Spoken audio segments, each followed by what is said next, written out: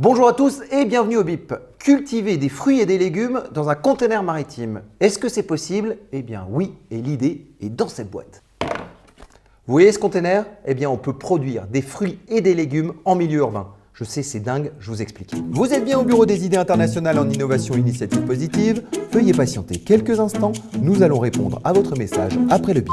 Aujourd'hui, 60% des humains vivent en milieu urbain. En 2050, ce sera 80%. Les fruits et légumes parcourent en moyenne en Europe 1500 km. Récoltés avant maturité, cultivés avec des pesticides pour la plupart et les mauvaises conditions de transport rendent nos fruits et légumes sans saveur, avec peu de qualité nutritive et potentiellement dangereux pour la santé. Et s'il y a bien un fruit qui symbolise cet inquiétant constat, c'est la fraise. Et c'est avec ce fruit que l'aventure agricole commence.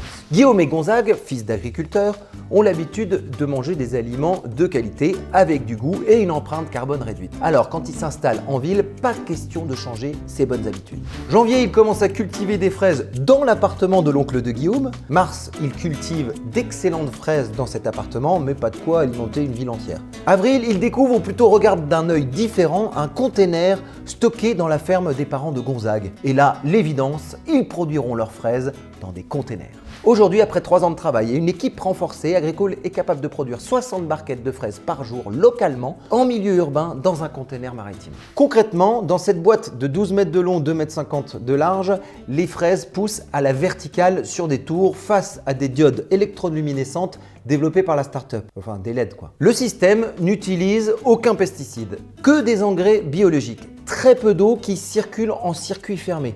Résultat, 90% de réduction de consommation d'eau par rapport à une culture classique en pleine terre. Dernier point important, l'électricité provient d'énergie d'ici, une électricité d'origine renouvelable. Meilleure qualité d'air, meilleure humidité, meilleure luminosité permettent de produire localement d'excellentes fraises, donc empreinte carbone réduite. Mais l'équipe ne compte pas s'arrêter là. Déploiement des containers, oui c'est comme ça que ça s'appelle, d'abord à Paris, en région parisienne, puis en France et à l'étranger, surtout et notamment dans des régions où il est difficile de cultiver des fruits et des légumes, par exemple dans le désert. Ils sont d'ailleurs implantés à Dubaï en ce moment et ils en sont à leur 3e récolte. Ils comptent par la suite étendre leurs recherches sur l'ensemble des fruits et légumes et prouver qu'il est possible de produire une partie de ces besoins en milieu urbain et même dans des conditions hostiles. Il existe bien d'autres avantages à cette magnifique innovation.